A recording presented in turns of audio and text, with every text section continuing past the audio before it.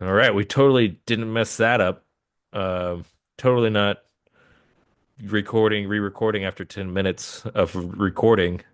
It's all good. We experimented last week with a segment we're going to be bringing in soon. See, we get a teaser out of this. That's why we did this. Clickbait. Yeah, click the bait. But Yeah, for everybody that's listening, we were recording for about 10, 15 minutes, and Owen realized that one of the settings on our yeah. call is was set to something else, so we had to restart. Yeah, we again, like I said, we were kind of rehearsing a new segment that we're going to try and bring in soon. Um, And so that being said, I had to change how this layout goes, and I just forgot to change it back. And yeah, not even 10, 15 minutes into the At least uh, we didn't do the whole podcast, and then you realize that. yeah, that's why I just Sam stopped it Sam right. would not have let me come back and re-record with you. She'd be like, "No, you gave your brother your time. Yeah. So Not happening." yeah, and I will say we didn't have a traditional intro of like a I funny guess story it's really before. not meant to be for me to do the intro. Well, I mean, the intros for us is really just, hey, did something funny happen in the week? Yeah. And then just say it because I just like that icebreaker kind of coming into it. But now we got it. So look at that. Yeah, And that was now easy. when we go into the next intro, the official intro, Blake's gonna do it just like we As did in the video previously. as long as you're recording it the right way. Yeah, yeah. So Come let's on, test it. IT guy. Let's I'm do not it the IT together. guy, but Let's all jump right. into it. Yeah, let's actually try this. Take two. Yeah, take two.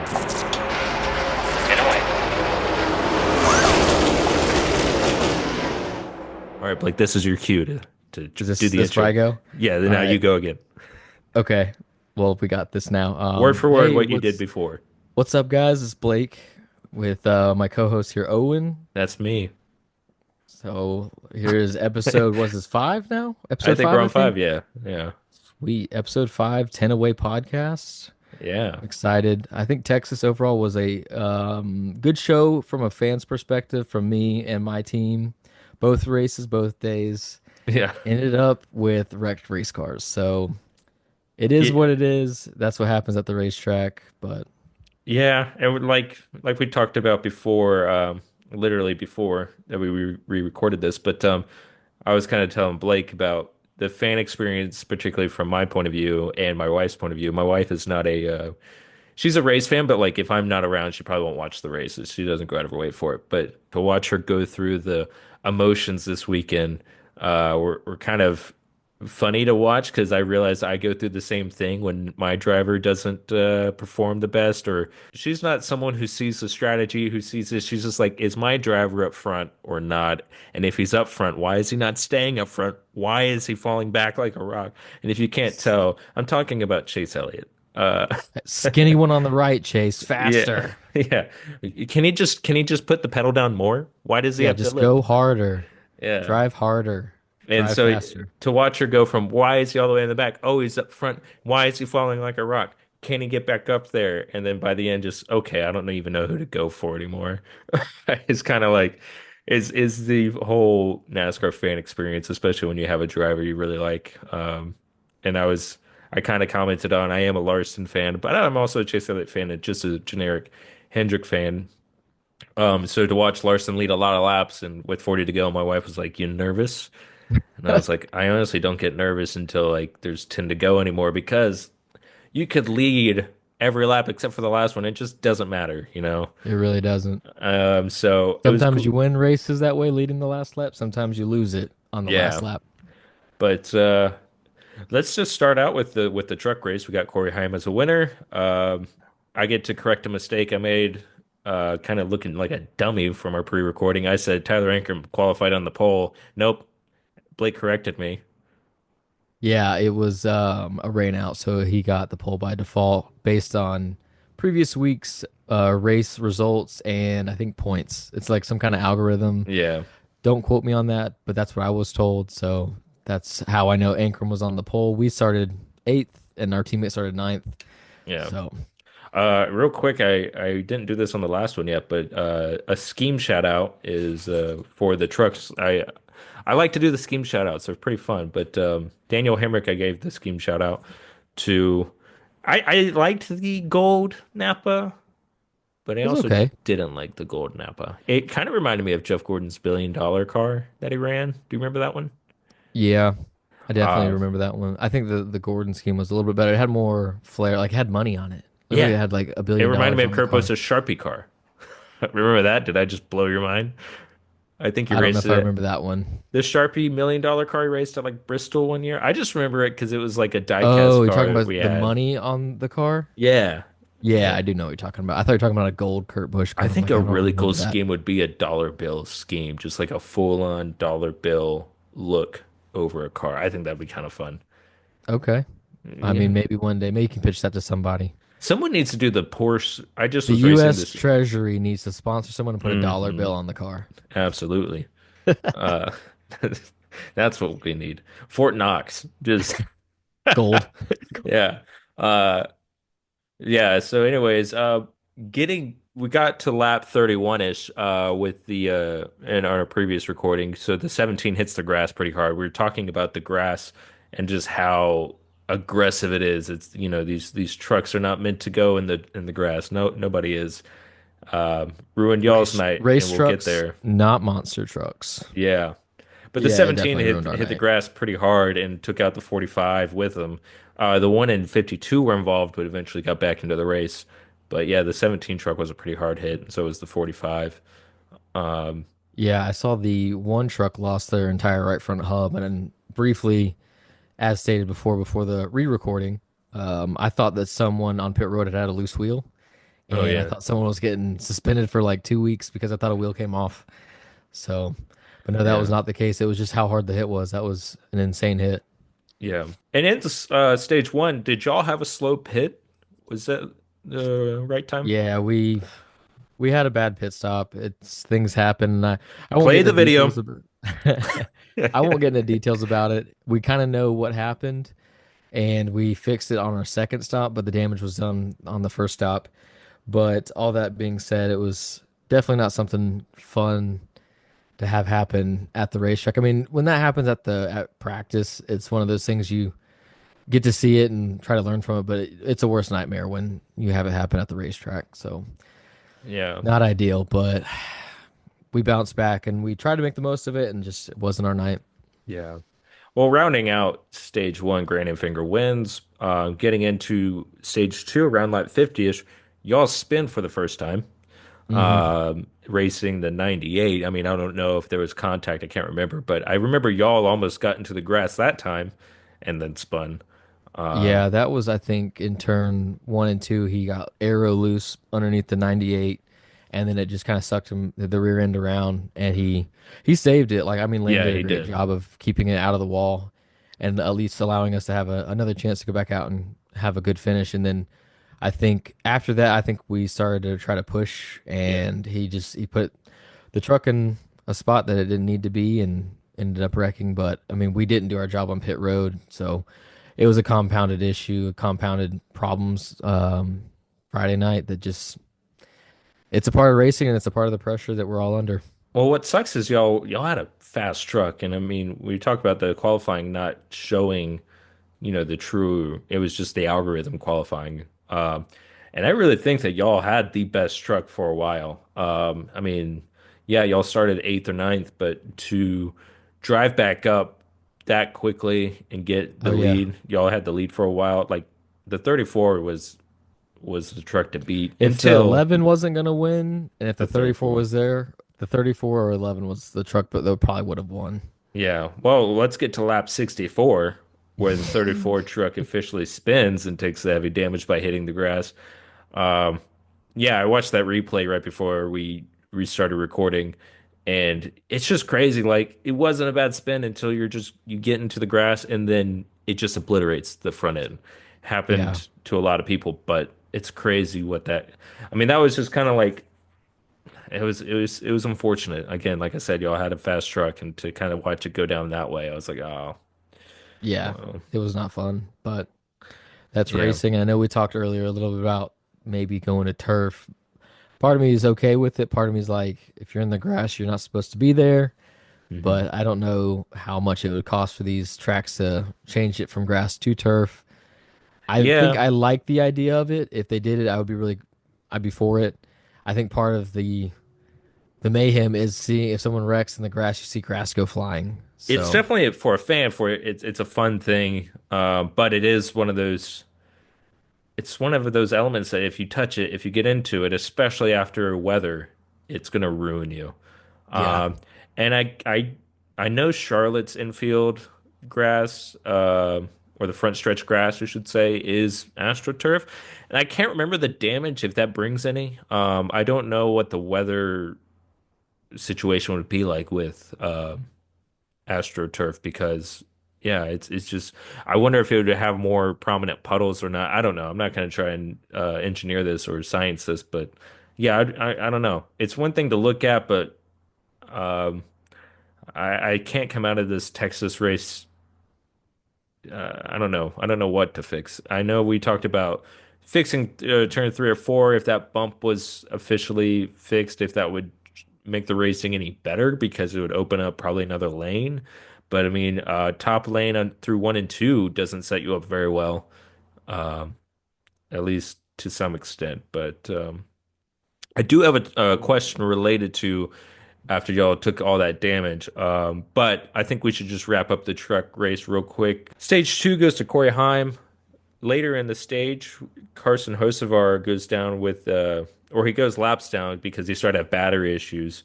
There was a lot of other spins, but one I wanted to point out was Frankie Muniz, yeah, with like 21 to go. He was actually having a fairly good race. I can't remember what position he was in when he spun, but he just spun by himself, or anyways, he spun and took damage to the point where he got out. He was put out of the race, but post race, a lot of people did interviews with him. He was just really upset. This is like his fourth consecutive DNF, and he was like, something always happens. He's like, I'm trying to play it safe or just having a fine race, but then something gets in his way, whether it be like yeah, a tire going down. I just feel bad for him because I think you could say he's slowly improving. It is a lot to take in, I'm sure, but to watch his passion about how upset he was, I was yeah. like, I think I okay, saw he that really interview cares.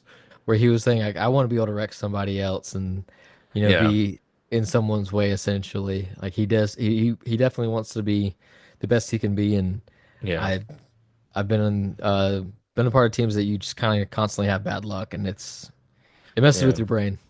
I'm sure. And it's funny because like it's his dynamic with NASCAR is so interesting because you can tell he really wants to be a racer, but yet during the week he's going up to Canada to film the reboot of Malcolm in the Middle, which is Yeah, just such a weird like there was Michael Fassbender and McSteamy. I'm trying to remember his name right now, but the actor who's from Grey's Anatomy.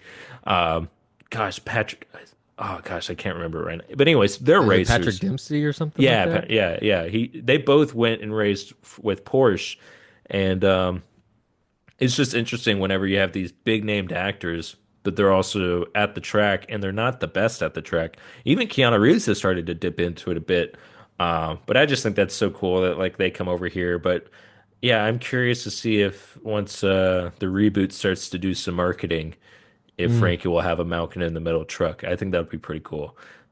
Don't yeah, know what that would look like, but it would be cool. And yeah, to eventually just wrap up the truck race because there was just a lot of wrecks at the end, particularly with 2 to go, the 42 spins. But it sets up I thought, some pretty good 3 wide racing to the end.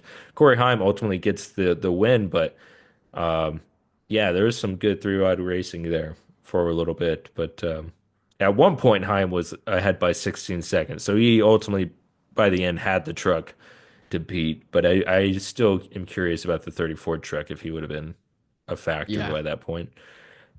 Yeah, but to get to that question I had back to lap 64 when y'all went through the grass and spun. So the truck it gets demolished, it's done. As a pit crew member, particularly as a tire changer, what happens to you then? Do you go back to the garage and help, or do you just sit around and wait and see if y'all are going to get back in and then eventually just leave yeah. the truck? So great question. We have to Thank typically you. tear down the pit box, and then we get all of our equipment and stuff off pit road. We go back to the garage. We typically do help out with the team getting stuff moved around or getting it in place that goes on the hauler.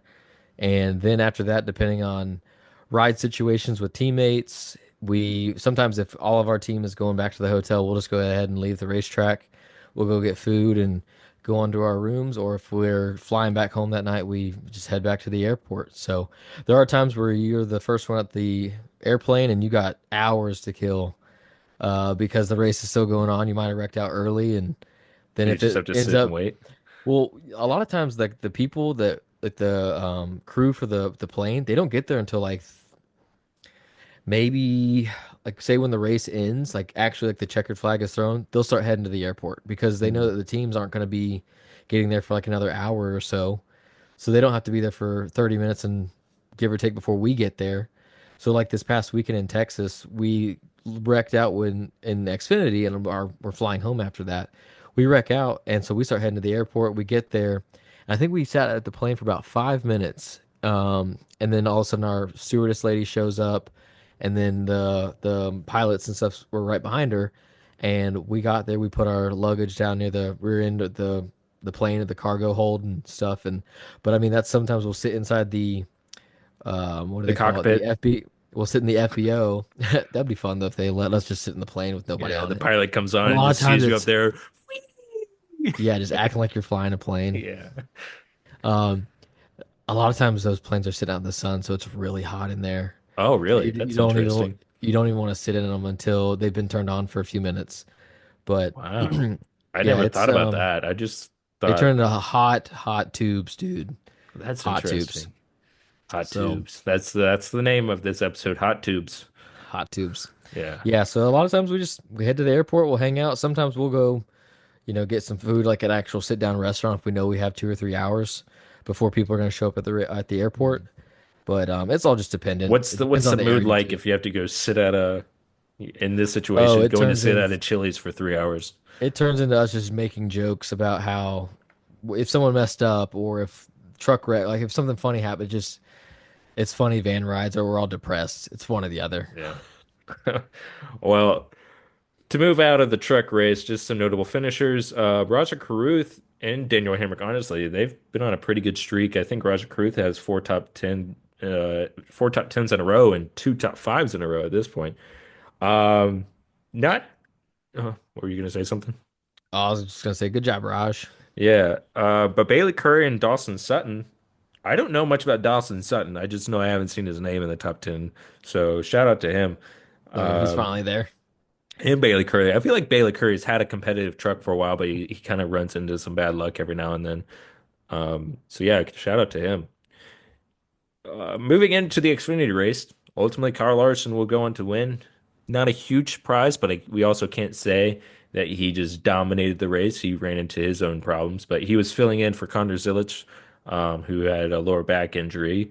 And the scheme shout out for this race would be honestly, I did like the 88 car. It was very vibrant, good blue, good red, and then I would also say the 48 of Sanchez. You would have thought that he was sponsored by Napa this week as well, I because thought it's he was. I yeah. legitimately thought he was. I was like, oh, the 48's got Napa on the car too, and I didn't realize till later in the race that it's not a Napa Well, car. it's also such a rare paint He, scheme for someone nobody to ever go. does gold, and then from No. like three of them each day had a gold car on the track. And so yeah, it was interesting because I told Lindsay about it. She was like, "Oh, is that 48 a Napa car?" And I was like, "No, actually, this is just an odd coincidence uh, to run this scheme." But honestly, though, speaking of Sanchez, shout out to him. He was competitive the whole race. He He was was top there. five basically all day. I thought the I same thing. Yeah, and then yeah, the kind of in the final laps, he just like we talked about, came a little too high out of turn two and just hit the wall. And it made him fall back. But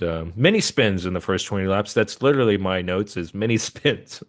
Yeah, there I was a got to the lot. I mean, point where I we was didn't like, even make it through the end of like the first lap, and there was a spin. The yeah, next first lap after we went under, like took the green, another spin. I think the first 10 laps were under caution. yeah, and it kind of, yeah, I don't know, but I actually really liked our scheme this weekend. It was really cool. We had a bull on it for First yeah, Pacific. I saw that by the end. Yeah, they didn't show your card too much, so I didn't see it until honestly y'all spun. But I was like, oh yeah, like I've always enjoyed the 51 schemes, especially the chrome numbers. I like Yeah, the the chrome. the I'm a sucker reflective for them. numbers are sweet. I've been trying to tell the guys with the 34 truck we need to get like burgundy chrome numbers on the side of the Love's truck. I That'd think it be would kind of look cool. sweet. Yeah. And then go to the Michael Waltrip chrome rims. There you go. Maybe. I saw a couple of throwback pictures of like David Rudiman's Domino's car with the chrome Oh rims. yeah. I honestly thought that worked really well. I'm also a sucker for chrome. Maybe it's just being an automotive detailer for a while. Chrome really pops more than black, and so I just So like that look. fun fact about the chrome rims. The first few months I learned to change tires when I was 18 years old. The only rims I practiced on were chrome. Yeah, So then when I started running actual pit stops without chrome rims, it was a mind trick. Like I didn't really. know what to think about it because I mean I'm learning a new skill You didn't set. want to touch it. You're like, not this Well, it rim. was just I can't explain it other than the fact that I'd always seen like a bright wheel with Yeah. lug nuts. So then suddenly like the background changes. I don't even know how to compare it except for the first few months of me hitting lug nuts, everything was a chrome rim. And Yeah. then suddenly it's a black wheel. And I was like, You're this so looks so racist. different. You're just so racist. But I thought that would be a fun fact to throw out there that Well, I it's hit I so could many see it. lugs. I could Yeah, see it being interesting because chrome being so reflective probably messes with your eyes a bit. At least subtly that you wouldn't know. And then you get to the black. Granted, it's not a matte finish black, but it's still like the reflection's kind not of. as It's like an prominent. eggshell. It's got a Yeah. little shine, but not a ton. Yeah. And so there's still like probably a reflection to it, but that chrome you're probably seeing, Yeah, there's a little it's bit of a reflection in that. I could see how it would mess with you, especially when you're on these small tweaks of things, that the pit crew goes through to make up that time. So I could definitely see why that would affect. And But like I yeah, said, I was just starting out, so I had no other idea what it was like to hit lug nuts or to run pit stops. I'd always seen chrome rims, what and then suddenly it did was you black.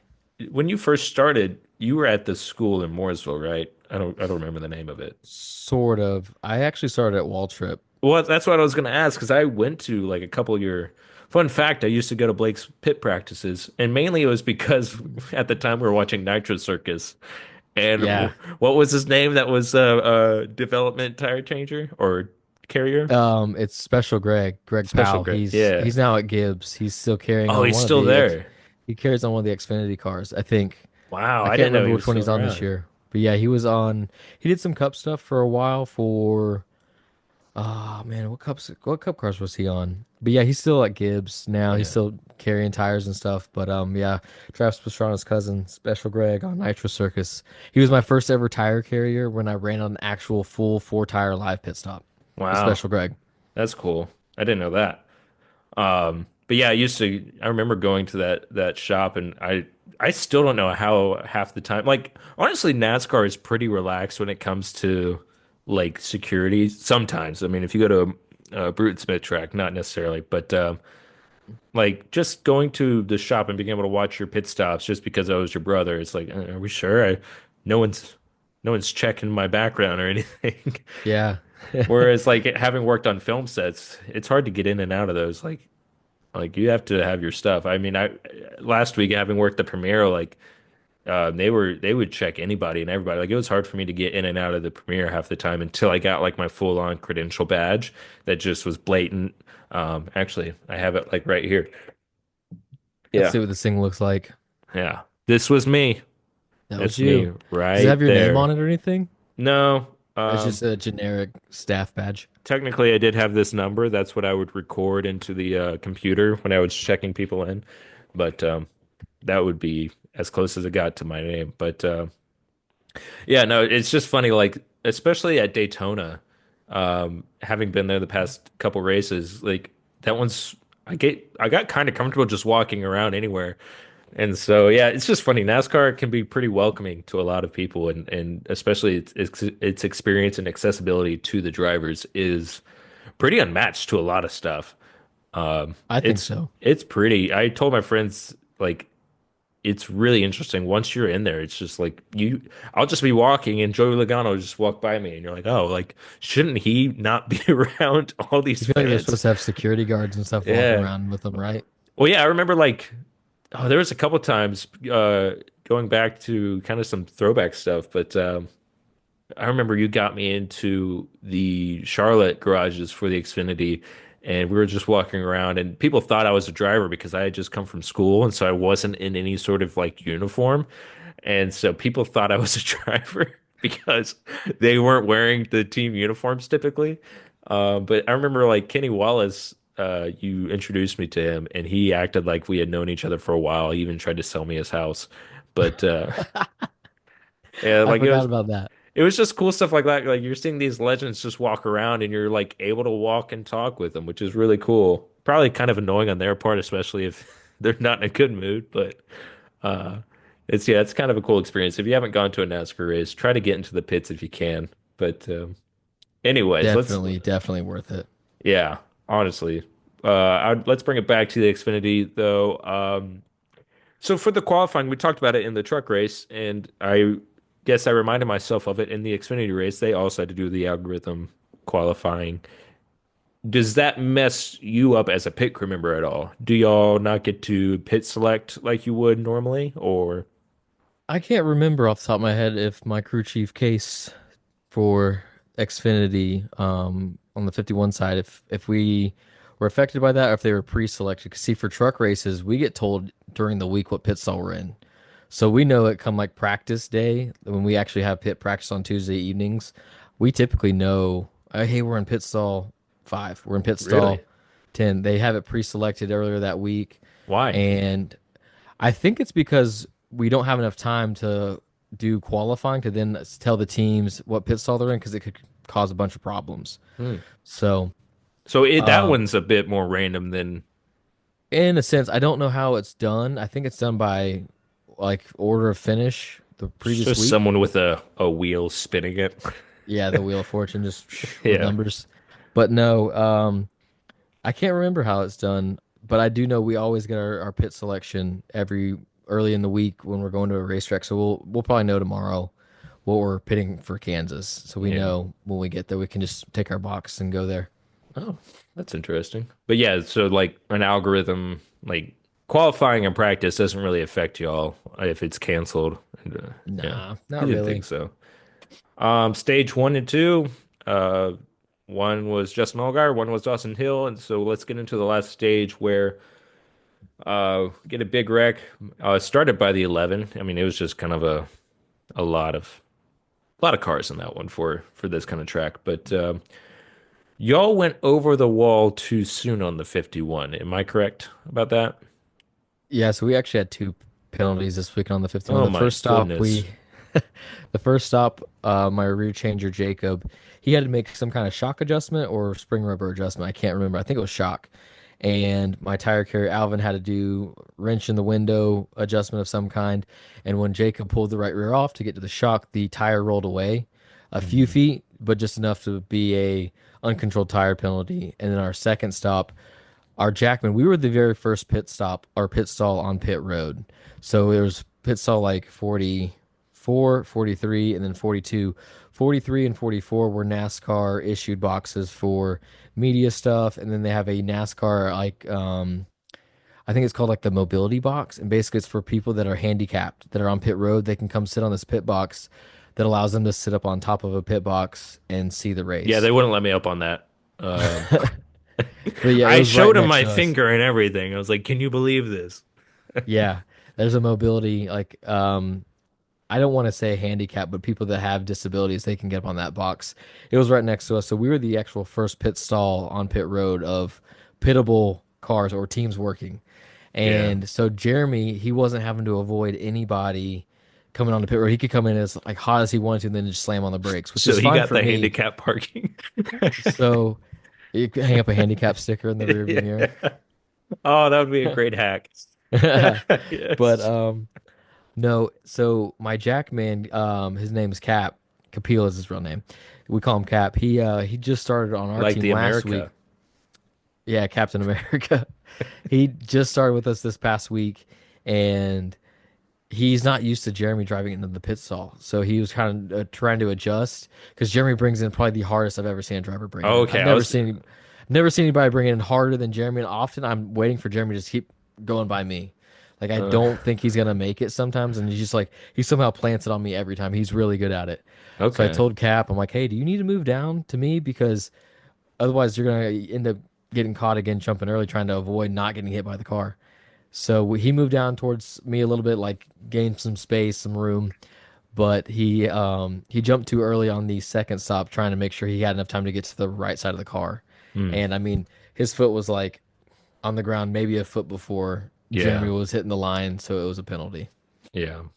Well, also, so with that scenario, but then also an uncontrolled tire scenario, I mean, obviously we kind of know what that means that it goes into another box. It's not controlled.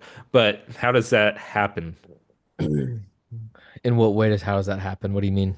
Well, I know there's probably several ways for an uncontrolled tire penalty to Basically, an happen. uncontrolled tire is if it goes into another person's box where it's not caught by our team, Yeah. or if it leaves and exceeds a certain amount of feet outside of Hmm. our pit box. Yeah, but so how does that happen? Does it get caught up on the hose and like rolls a way that you're not planning it to? Sometimes it can run like kind of on track with the hose and it'll give it kind of a different trajectory and ends up Mm. going into another box But you in front practice of like how us. you roll it Yeah. around too. So we do try to practice as much as we can, kind of aiming the right front when we're sending it to the wall. The right rear, they usually just set and then the tire carrier picks it up. So sometimes if it rolls away, depending on what track we're at, it could be because of a hill, incline, crack in the concrete to asphalt. You just never know. Yeah. Do you do any like when you work out, do you do anything that particularly works those muscles? Like, I don't No, know. not really. We just Do you do just take regular a workouts. you take a dumbbell and throw it? Could just put like a tire around a dumbbell and just. Yeah. No, Um, we just do regular workouts that are given to us. okay. Then do you, I can't remember, but do you have a like a tire hub? I remember you used to have a hub that you would hit on at home.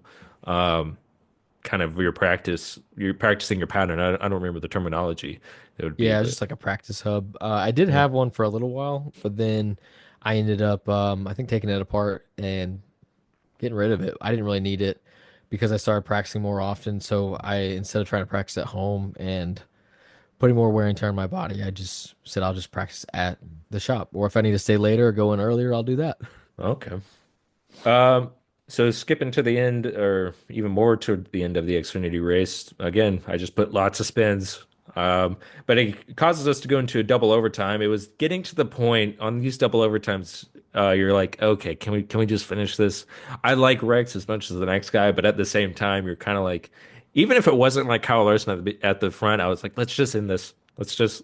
It was kind of the same way where um the cup race, I was like, I don't want this to look like Nashville last year. Like that's not a fun ending. And Right. it's not something I want to like cap or take out because I like the natural play out. If someone spins, but it's also like, let's just keep it together, guys. Like let's finish this out. And we did see that. It's unfortunate. I mean, Larson comes out to win, Taylor Gray gets second, but to see Sanchez particularly hit the wall in one of those last restarts, I was like, oh, that sucks. It's not his results not going to show how good he was in this race, and that's unfortunate. But I hope that team, Big Machine, carries that confidence because Sanchez is actually, in my opinion, outperforming what I thought. Because I was kind of bummed when Kligerman was leaving the 48. I was like, oh, like I felt like they had a potential to win at a good amount of races. And when they heard Sanchez was coming in, I was like, okay, we'll see.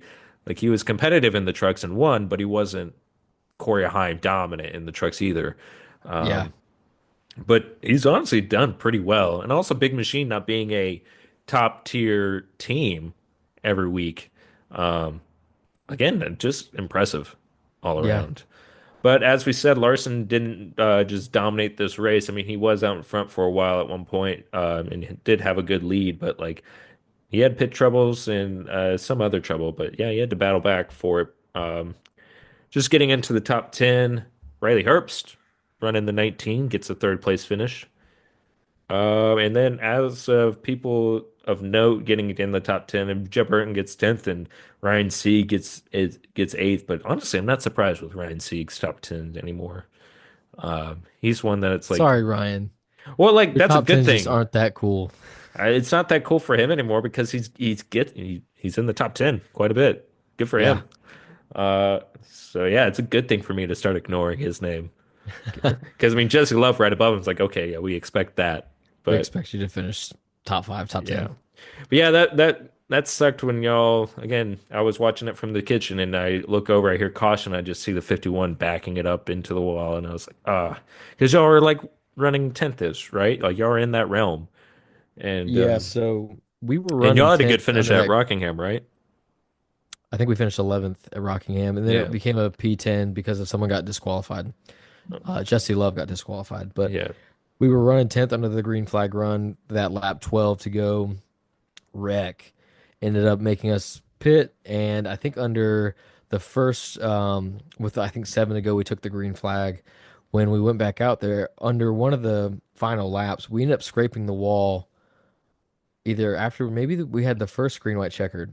I cannot remember, but we ended up hitting the wall some, had to do some damage repair, and then the reason he spun was because the spoiler was messed up, so we had less arrow in the like his spoiler was damaged, so his arrow balance was way off and drove it in turn one and two, and it the rear end just stepped out on him. He backed into the yeah, wall.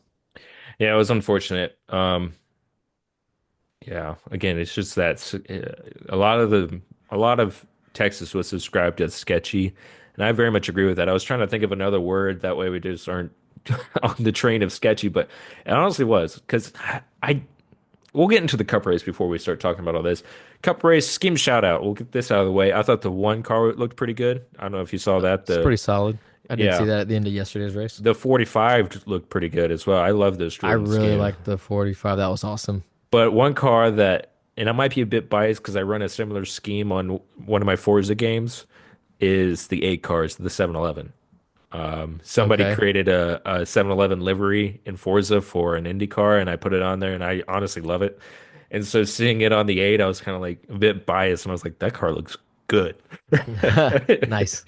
But also, it was kind of funny because the 8, if you looked on the driver's side, people were like, he's running the 8,711 car today. And then people would Yeah. chase because Chase, if you on the driver's side, it was 9 and then 100 years in Napa. So Chase driving the 9100 car today. Again, another coincidence of like How that. that played out. Yeah. But yeah, I thought those schemes they brought it pretty well. I mean, again, not to keep talking about Larson, but I do like a Valvoline scheme. The Valvoline schemes are pretty solid. You cannot go wrong with those. The blue Honest, that Byron runs or the fives you know, Valvoline schemes are pretty sweet. Valvolines are that's a sponsor that their schemes are hard to like. They don't really have many Man, misses. throwback to like Scott Riggs, Lane's dad, when he Yeah, used to run Valvoline schemes, like those were always really good. his and Mark Martin's just Mark Martin's an Well, it's red, iconic white, and Valvoline. blue, so it runs in our blood. Yeah, yeah. I'm honestly a sucker for red, white, and blue. Like Joey Logano, the winner of the race. Um, His was yeah, mostly white and blue though. yeah, but still, just the red, white, and blue is just You can't beat it though. It it's looks a good I'm a sucker for it. Going back to like when he ran Fontana with the base blue AAA with the car. red. Yeah, like that was still pretty good. And honestly, going back to Coda with Ross Chastain's um, bullhorn car, it being The red, white, and was it blue. Bush? Was Yeah, I that a think it was Bush a Light Bush car? scheme, but it was still red, white, and blue. Love it. Can't Yeah. go wrong with it. America. Yeah, for the Cup race, though, Carson Hocevar qualifies on the pole, and he honestly led for a while in the beginning. So he actually, he has another story like Sanchez where his results just not going to show how well he was doing in the race because he not only got on the pole, he kept it up front for a while. They ran into some misfortune on pit road and just with an untimely caution, but like Carson was doing He was really fast. I well. think all the Spire cars for the most part were fast. I Yeah, think the Haley was seven lacking, but it wasn't. seven was in started around 15th or so, but I mean the Yeah, 71 I think started in the top five, and then the 77 beyond the pole, and then they also it translated to race trim. The 71 was there at the very end until he spun, or yeah, he didn't even spin. He just lost it and nosed into the wall some. yeah. And that's the thing about because I think a couple weeks ago I was wondering about a two-tire strategy. I don't know if we ever talked about it, but this race really brought that out more, where a two-tire stop was honestly a legit strategy move. It wasn't okay, let's just stop the bleeding as best we can when we get back to green. It was okay, we can just take two tires and if our car is good enough, especially if we get in that clean air, like it It'll handles. it'll stay up there. Yeah, because the tire wear was not prominent. I mean, it was noticeable, but there was particularly a moment where Larson leading got he was being chased by Blaney, and the 41 of Custer had just come off pit road with fresh tires, and Larson and Blaney are still running on old tires. And honestly, the 41 couldn't get around the five because the five just had the advantage with the air and just the advantage overall. Like the defensive blocking really outweighed the offensive tactics this weekend, and that's unfortunate. That's something that we didn't see that as much in the Xfinity series. The Xfinity series, I think you could bump and run, Hmm. but yeah, you just couldn't do that in the. That was one thing where if that was better, I think this race would have been gone down as a good race. But that not being, The arrow blocking was kind of the killer. yeah, yeah, but like it would eventually come back, but like up towards the front in the top five, it was pretty hard to pass the whole time. Those Um, cars are almost all so even. That's the other thing. yeah, they're even, but like, I mean, at one point, Byron had damage to his splitter, but he still had the lead, so he was leading for a while. But then eventually, like once he got past once, he fell. Um, but yeah, and I don't know, it's just weird. Like you could kind of tell there's another point where Cindric was in front, and you could tell he was holding up the pack. Like everyone was pretty close to him.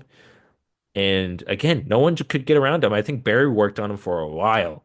Um, and yeah, just could not get around him until finally like something happened. I don't remember what happened, but speaking of Josh Berry, man, what a heartbreak. I don't know if you saw that, but he I was saw he leading. spun. I didn't realize he was leading. He was leading. He had been leading for He a hit while, and he just spun. He he hit the came out of bump. yeah.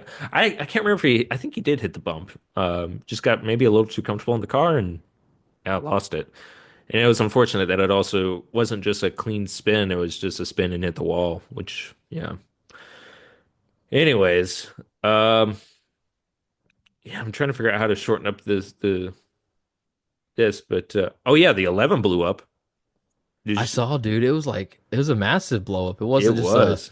It wasn't just white smoke coming out the exhaust. It was like an actual fire.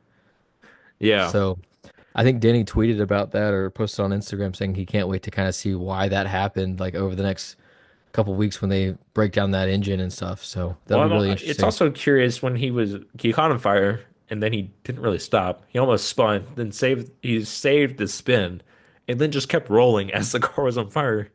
And in my opinion, if the car is on fire, I'm just gonna stop and get out. Nah, I drive it back to the pits. Well, that one was like on fire, on fire. I saw, dude. That was a big issue.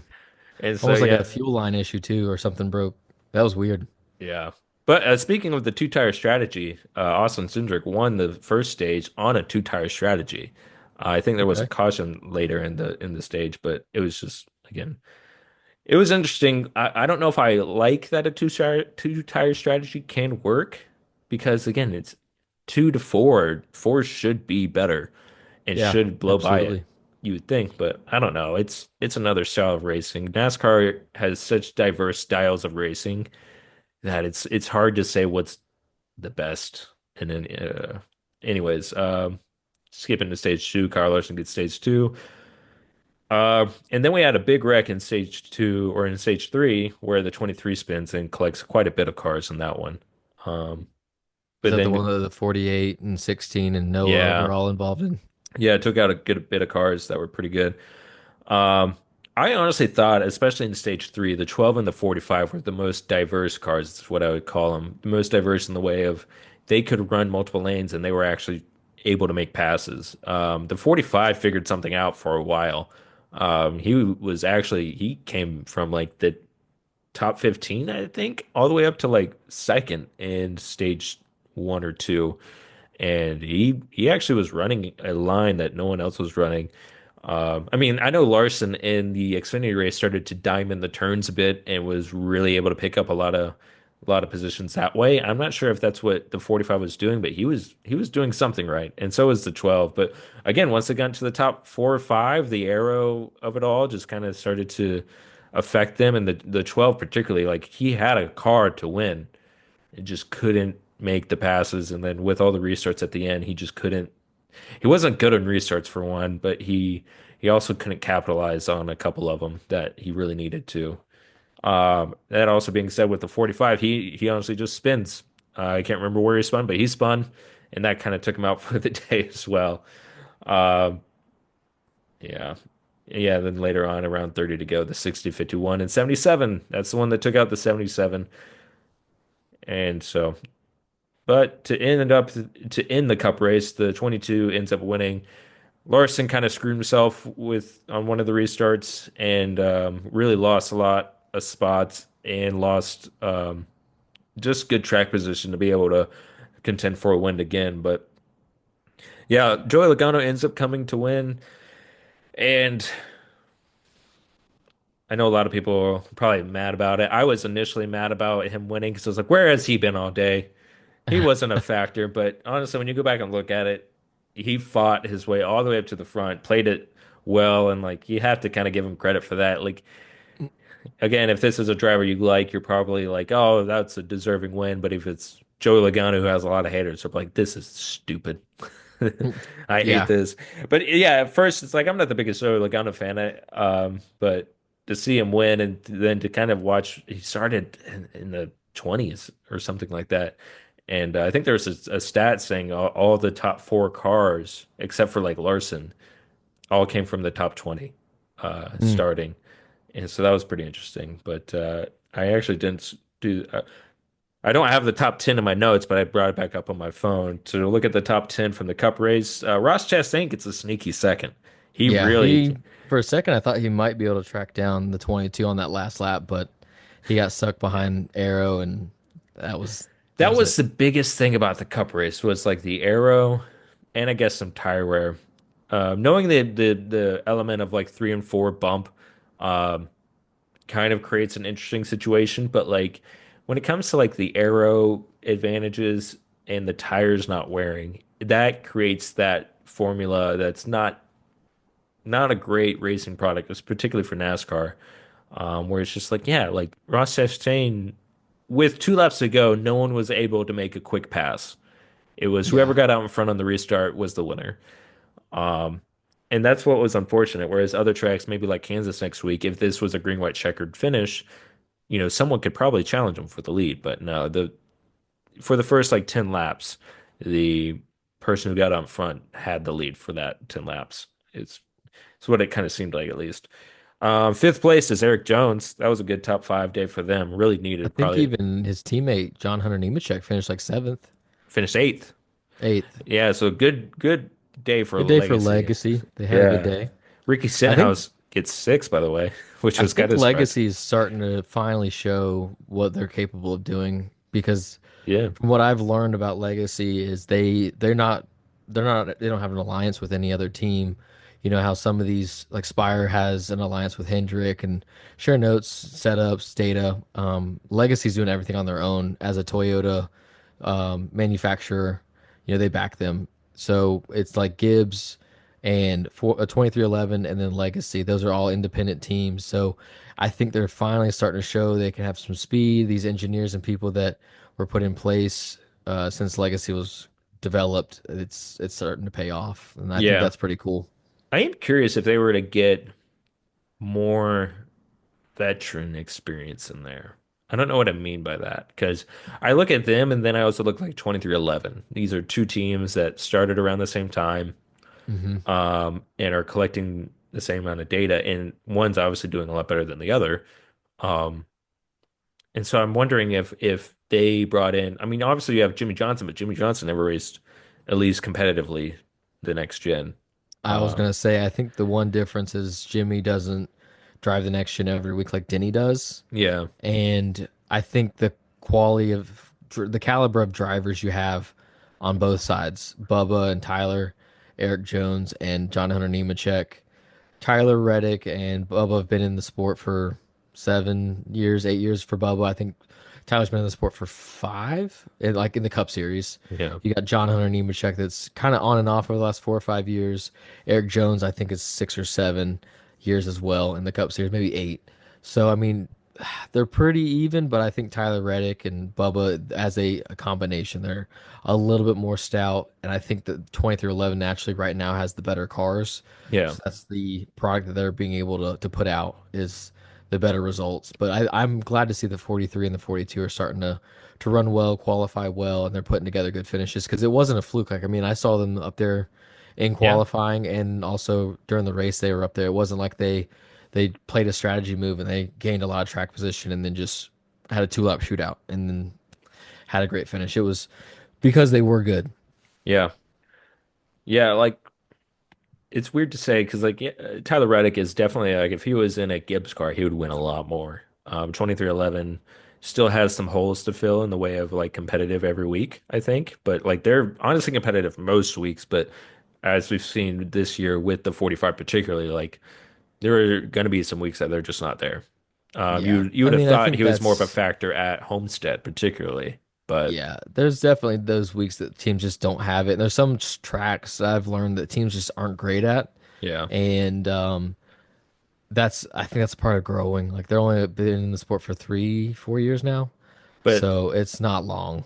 2311 I think is the most like they have the most potential in the way of these new teams of Trackhouse and Legacy as well. But because they have won, they figured out a lot of tracks that they're going to be competitive, like, particularly next week at Kansas. Like Bubba and Tyler are good They there. love that track. Yeah, but a lot of people love that track, so it's one of those things where I mean Hamlin's also good there, Larson's good there, Elliott's there.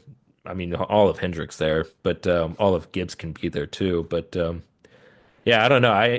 23 or 2311 and Legacy are the interesting ones to me because yeah, they're kind of similar in a lot of ways. It's the drivers that I'm curious about. Obviously, um, not on the same level. I think Eric Jones and Bubba are kind of the same level, but I think Reddick is up there with Bell in the way of Yeah. like just where they're always good at, the styles that they're always good at. Honestly, they all kind of remind me with because they all kind of came around the same time with Larson, not necessarily into Cup Series, but like coming up through dirt and stuff. They kind of all were, and so they kind of all seem to have a similar driving style, and they can all like ride the wall if they need to, um, and are all kind of aggressive if they need to be. Anyways, Ricky Stenhouse, he got sixth, as I said. He really made a run for it by the end, but I think he got loose in one of the turns and lost a bit. But he was competitive with Larson there at the end. Um, I know he almost took out Kyle Busch in that spin. he almost takes that every. I'm just joking.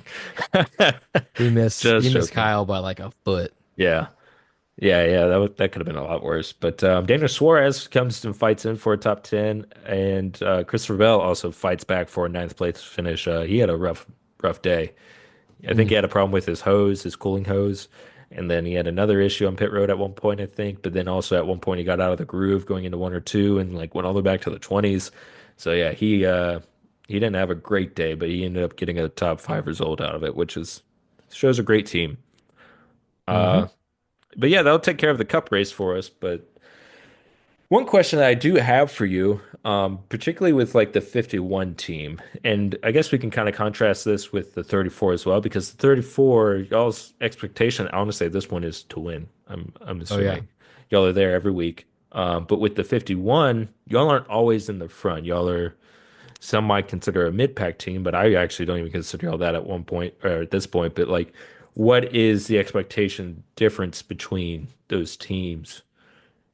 Yeah, that's something that we definitely like expectation management for each given day, weekend, whatever we're going to the track for. The 34, we know almost any given week we can run up front. We got to prepare ourselves that almost any time we can come down pit road, top five, P1, just like this past weekend. The 51, the difference is they are a smaller family oriented team. Hmm. They run on a smaller budget, but they put out some fast cars sometimes, and maybe not every week we don't nail the setup, but they definitely can have good weeks. They can have great runs. And Yeah, if we play it smart, we avoid those wrecks. We usually can have good finishes. Sometimes we don't, but same thing goes with the 34. yeah, So, I definitely think we have to mentally prepare for when it's truck night, truck day. yeah. We've got to be on our A game, like know everything that's going on. And then the 51, same thing. You can have a really good day, and the pit crew's extra valuable. We're going to be gaining spots on pit road, so it's just managing expectations. Like we often know that the 51's not going to necessarily go run for stage wins or be top five, but We know that any given week we can be top 15, and then we can start pushing for top tens if there's some few wrecks and some things play in our favor. What's more nerve-wracking in a way of pressure on a pit stop where end of the race, the 34 is either in the lead or potentially like running second or third, so has the potential to win, or the 51 towards the end of the race running in the top 15, maybe even top 10. Is there a more nerve-wracking scenario? Oh, for sure, coming down in the truck race, Mm. top three, top two, running for the win. I mean, you have the money stop. If you execute and do your job, you might potentially come out with the lead. So Yeah. I definitely think it's more nerve wracking for that. But I've gotten to the point where I enjoy those moments, man. That's what I Yeah. live for. Pressure's a privilege, is what they say. If you know, if you're in those moments, you're in there for a reason. Yeah. Yeah. That's yeah, I've always thought that if that would be nerve-wracking for me, and I can't put myself in those shoes yet though. But coming up we have Kansas. It's just the trucks and Cup, right? The Just truck and cup. Yep. Xfinity's I not think the there next 2 till weeks is Xfinity's not back until Charlotte. So the yeah. end of the month, Memorial Day weekend, is when we get the three races again, the doubleheader. But next week is Kansas. The following week we have North Wilkesboro. Yeah. Just trucks for myself, but truck and cup are the only two going to the track. Okay. So let's talk predictions for Kansas. I'm Mm, I'm gonna I'm predict for you on the truck race, the 34.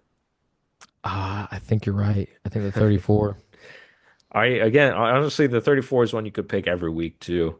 Um, I'm gonna go with I'm gonna say Raja. You're gonna go He's kind Raja? he's Okay. kind of hanging in there, and I think Kansas Yeah. is a similar track to Vegas that he's won at before, and he's been running good at these mile and a half. So I I kind of like know Kansas. I know last year at Kansas, our first Kansas race, we did not have good speed. Like we were a 20th place truck. For some reason, it just was not a good setup, bad aerodynamically. Like it was just a weird situation. So that weekend was just get what we can get, come away with whatever we had. I think we finished like 17th. We were not fast. Okay. The second time we came back to Kansas, we were the only truck that could contend with the 11. We ended up finishing second, I believe, or third. Um, Well, y'all so are I also think good at we're. Homestead, which has some Mhm. similarities to it.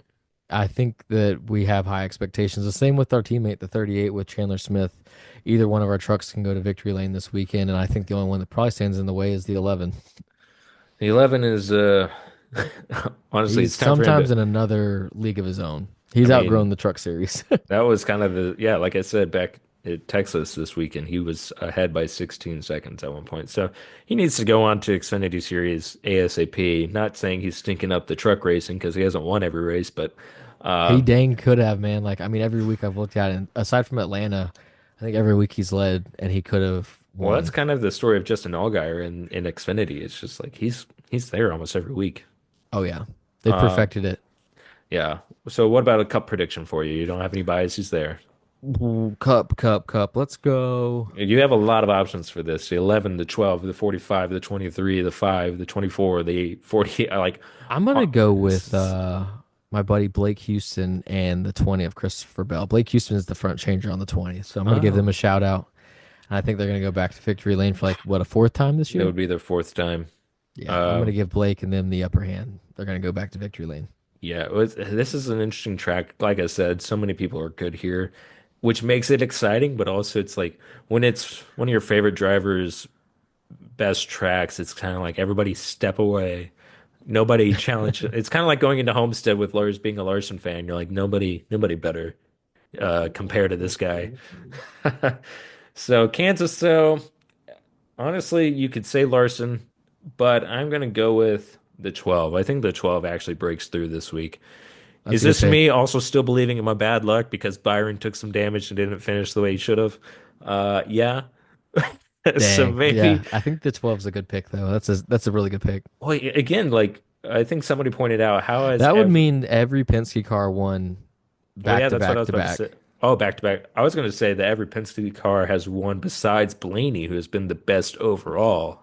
Yeah, the 2 Um, won last week, the 22 won this past week, the 12 wins next week, and yeah, Barry already won, he being that won they're an Vegas. affiliate. So Yeah. That would be I, something. it is funny. Like Barry's the most like when I see the 21 car now, I just think Penske. I'm not even Really? like I mean when they have the Wood Brothers scheme on, yes, it's Wood Brothers, but like I don't know why Barry has settled in Yes. as a Penske driver to me. Yesterday, I thought that looked like the fourth Penske car, just the scheme.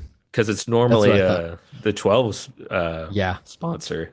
Wasn't it Yeah. worth that was the Yeah. sponsor on the It car? was Yeah. well yeah, when was it last week? When were y'all ever the title sponsor? I don't think Like so. are you talking about trucks? Yeah, I think I was thinking about the 38 being the title sponsor truck. I think the Speedy Maybe. Cash. I know Speedy Cash was all over the pit place. I think last year there was the Love's like 250 for us at Hmm. Talladega. Yeah. And that was something that we kind of laughed at. We were the title sponsor of the race and we could have won. We were like fourth place Hmm. towards the end and I think we wrecked less than 10 to go, you know. I've always been interested if you have the title sponsor on your truck, if it's winning weird expectations for the week. It's kind of like, hey, you should try to win this one. Yeah. Uh, yeah, I guess for Kansas though, I'm gonna go with the 12. Not trying to put any bad luck on him, uh, more than he already has. Uh, but I really do think, I mean, he's a given any week right now, and I definitely think Kansas lines up well for him. If I had a wild card pick, though, I would go Bubba Wallace. Bubba Wallace has been pretty He consistent this year. loves Kansas, man. He's won there, but not in the 23. So, Yeah, he I won the mean, 45. yeah. But all right, well, that's been episode 5. Episode 5 of 10 Away is done. Yeah, good luck in Kansas. Have fun at Thank that. you. I've heard that's a pretty cool track. So, I like Kansas a lot. It's a good place. yeah, it's weird to think Kansas like I don't know. Whenever I think about inviting friends over, you think Daytona, Bristol, Charlotte, a lot of these tracks, I have a premiere feeling, and then you're like, yeah, this one's in Kansas. It's probably one of the best It's kind of races in of the the middle year. of the country. Yeah. Yeah. I like Uh, Kansas a lot. I think it could puts on a good show and I think the facility is really nice. yeah. It's one of my actual favorites that I go to. Yeah. It's a good show, and it's one of those tracks where the next gen actually does pretty well on this one, too. It's put on a Yeah. lot of good racing. It's one that I hope we don't come out of complaining too much. That's one thing that I wish I would see more out of. Sorry, NASCAR community, but I think we need to start giving more positives than negatives half the time right now because it's one thing to keep complaining about something that's not being fixed. Let's compliment them, but not let it get to their heads either. So, Yeah. I uh, agree. um, but yeah, this has been 10 away, so it's time to go away. You like that one? I thought about that in the shower the other day. That's kind of funny. Yeah. No, episode 5 was good. I liked it and always can't wait for the next one. Yeah, and also as we mentioned at the start of the show, but be on the lookout. We hopefully will have this segment. We'll be working out some kinks with it right now, but Hmm. it'll be a pretty cool short little thing we try to do weekly. Yeah. And I actually cannot wait to unveil that. That'll be really cool. yeah, yeah. Hopefully we can figure out the logistics of it. But as I said before, 10 away, time to go away. That Catch probably y'all won't later. take. Five,